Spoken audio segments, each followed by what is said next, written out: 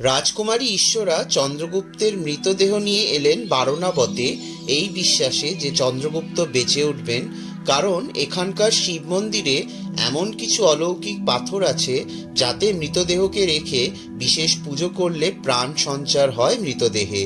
চন্দ্রগুপ্তের প্রাণ বেঁচে ছিল কিনা তা জানা যায় না, কিন্তু তাকে নিয়ে যে তার স্ত্রী বারনাবত এসেছিলেন তার প্রমাণ মেলে এখানকার একটি শিলালিপি থেকে। উত্তরাখণ্ডের বারনাবত এক অদ্ভুত অলৌকিক রহস্যে ঘেরা স্থান, যার অনেক কার্যকলাপের ব্যাখ্যা আধুনিক বিজ্ঞান ও যুক্তিবাদীরা দিতে পারেন না।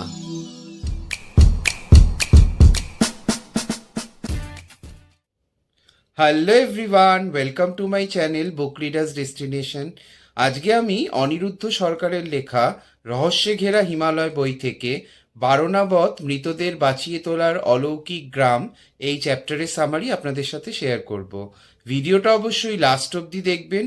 ভালো লাগলে লাইক, শেয়ার, কমেন্ট করবেন, আর অবশ্যই আমার চ্যানেলটাকে সাবস্ক্রাইব করে নোটিফিকেশান বেলটাকে অন করে রাখবেন, যাতে ভবিষ্যতে আমি যখনই কোনো ভিডিও আপলোড করব তার নোটিফিকেশান আপনাদের কাছে চলে যাবে।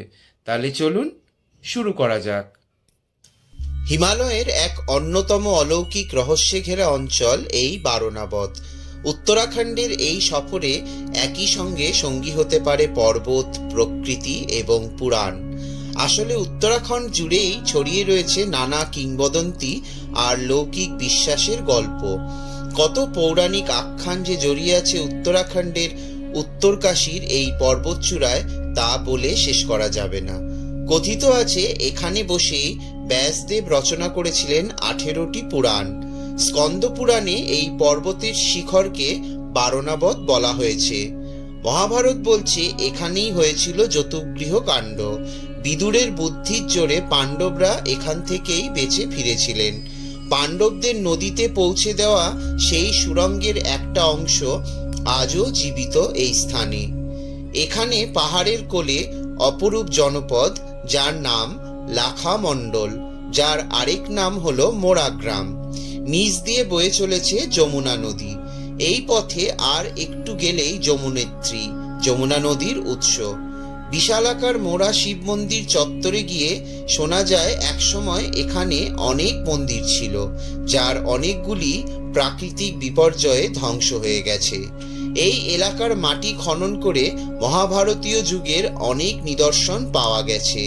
লাখামণ্ডলের প্রাচীন নাম মোরা, কারণ চন্দ্রগুপ্তের মার নাম ছিল মুরা, আর চন্দ্রগুপ্ত তার মায়ের নামেই নিজ রাজবংশের নামকরণ করেন চাণক্যের নির্দেশে, আর সেই সূত্রেই তার রাজবংশের নাম হয় মৌর্য।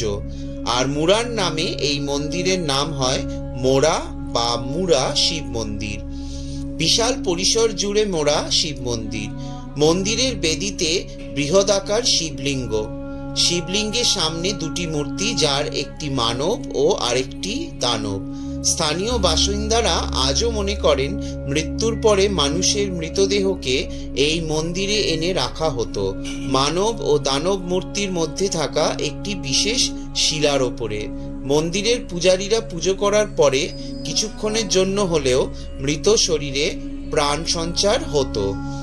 মোরা 3 রাত কাটাবেন। কথায় আছে বারনাবতে 3 রাত কাটানো পুণ্যের কাজ, পাপের থেকে মুক্তি এবং 10 অশ্বমেধ যজ্ঞের ফল লাভ হয়।